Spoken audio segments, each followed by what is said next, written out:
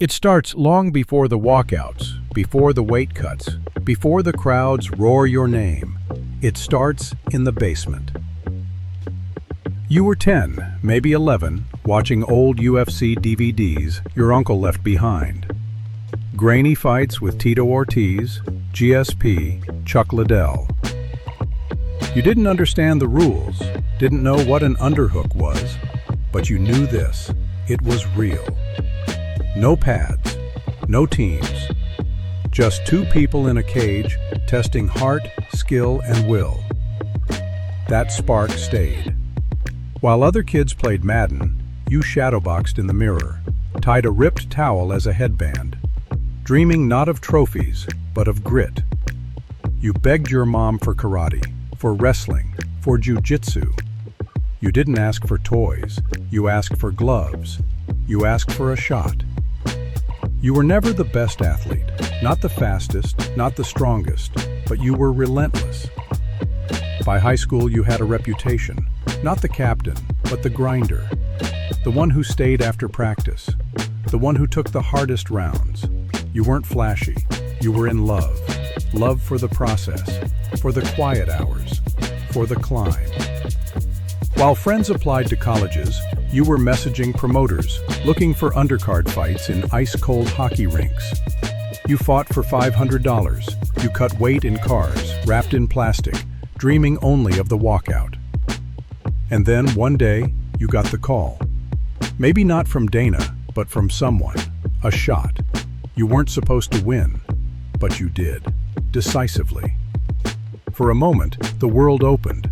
Followers, messages, DMs from coaches you admired. You thought, this is it. And maybe it was. Because from that point, you were a fighter. Not just someone chasing a dream, but someone living it. It's not an easy path, but that's why it's beautiful. You learn to live like a monk. Chicken, rice, greens. Up at 5 a.m., asleep by 9 p.m. You spend more hours in the gym than anywhere else. The sauna feels like home. Your body carries scars, but you don't see them as pain. You see them as stories earned in the fire.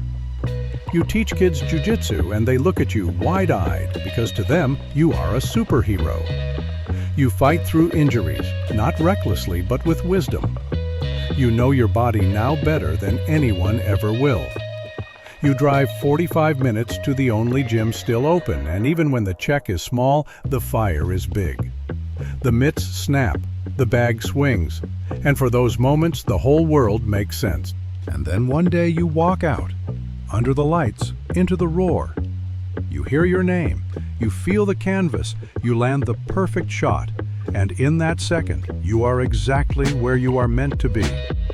It's not just about money. It's not just about titles. It's about belonging. You're part of something bigger than yourself, a brotherhood, a lineage, a legacy. You stand in the cage, hands raised, and you think of everything: the early mornings, the sleepless nights, the friends who cheered, the family who prayed. And you realize none of it was wasted, because fighting gave you what most people search for their entire lives: purpose, identity, peace. You're not in it for the followers, or the cameras, or the hype.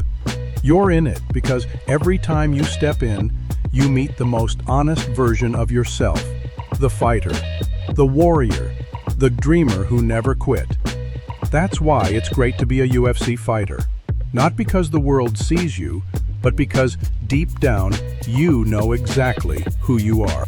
If this story made you feel something, don't forget to like the video and subscribe to the channel. Now the ball's in your court. Who should we cover in the next video?